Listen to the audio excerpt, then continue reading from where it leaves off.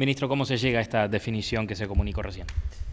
Bueno, como ustedes saben, todos los meses el Poder Ejecutivo toma en cuenta, por un lado, los precios de referencia que publica la URSEA, que corresponden a los precios de paridad de importación de los principales combustibles, y lo compara con los precios de venta vigentes. En este caso, el precio de paridad de importación para las naftas está por encima en 3 pesos del precio vigente al público, y para el gasoil está en 10 pesos con 9, cerca de 11 pesos.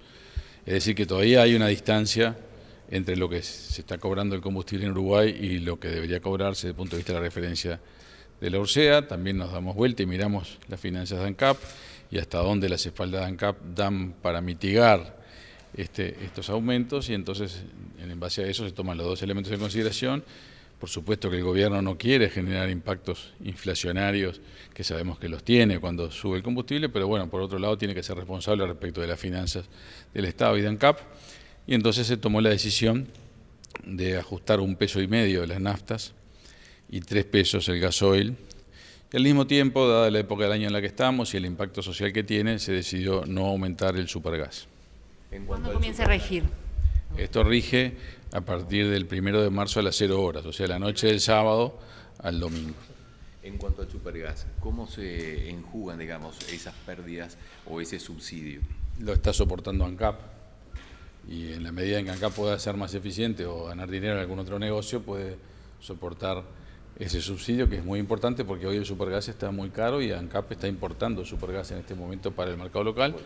Y es uno de los problemas que tenemos. Tenemos un subsidio fuerte al supergas que supera los 100 millones de dólares y que se tiene que soportar por los demás energéticos, pero también sabemos que el supergas es la herramienta de calefacción y de cocción de la buena parte de la población, y sobre todo ahora en invierno. ¿Hay posibilidades de mantener el suministro de supergas? ¿Hay algún inconveniente en la región? No, la región, evidentemente que estamos trayendo supergas importado, a veces del Golfo de México, a veces de la región, pero hay suministros sin dificultades de eso.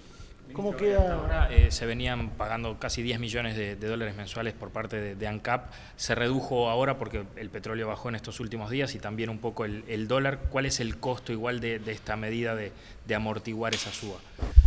No, bueno, la diferencia entre el precio de paridad de importación y lo que está cobrando ANCAP, en realidad mensualmente está arriba de 25 millones de dólares. Esto lo achica un poco. ¿Por qué? Porque el petróleo bajó un poquito y porque el dólar también lo ayuda, pero en ningún caso llegamos a igualar lo que deberíamos estar cobrando, digamos. ¿Y por dónde pasa la espalda financiera de ANCAP? Es decir, ¿las ganancias de ANCAP en qué se basan? Bueno, las ganancias de ANCAP se basan en que por un lado compra petróleo y vende refinado. Ahí hay un margen de refinación que puede ser positivo, aunque capaz que no es el que debería ser, y después tienen las pérdidas que corresponden a los negocios que no dan resultado, como el problema del supergas que veníamos hablando y otros como el Portland, y en ese equilibrio es que uno va mirando mes a mes cómo evoluciona la caja de ANCAP, y por eso mismo es que no podemos decir sostenemos el precio que está, porque en ese sentido arriesgaríamos que en pocos meses tengan problemas en ANCAP. Ministro, hay un dato que de repente la población requiere una explicación, y es que se ve en el informe de URSEA una baja en las naftas, pero hay una brecha allí en función de lo que no se aumentó en meses anteriores. Correcto. Una cosa es que el precio que publica URSEA respecto del mes pasado haya bajado un poco, pero nosotros no estamos cobrando el precio que publica URSEA el mes pasado, estamos bastante atrasados respecto de los precios que publica URSEA, y por eso estamos 3 pesos por abajo en las naftas y 11 pesos por abajo en el gasoil hoy, aunque es cierto que en el caso de las naftas lo que publica URSEA baja un poquito, pero no es lo que estamos cobrándole al público. Entonces eso es lo que a veces genera confusión, pero es importante tener claro que lo que hoy tenemos de precio de venta al público no es lo que publicó la URSEA el mes pasado, estaba bastante por abajo y entonces todavía está 3 pesos por abajo, por eso estamos decidiendo este aumento, que para llevarlo a la URSEA serían 3 pesos, estamos decidiendo 1,5 pesos. ¿Cuál es la explicación para los aumentos del gasoil? Más allá de esto, ¿no? ¿Por qué ha aumentado tanto el precio del gasoil? El gasoil en el mundo está aumentando mucho por un tema de demanda sustituta del gas natural que está aumentando mucho más en todo el mundo y también en Uruguay. Entonces el gas natural en el caso de Uruguay es un energético no demasiado sustantivo en el sentido de que va principalmente para el gas por cañería, ¿verdad? Pero en el mundo el gas natural ha subido mucho por la guerra, y al subir por la guerra es sustituido en el mundo por el gasoil, y también aquí eso se refleja en los precios del gasoil.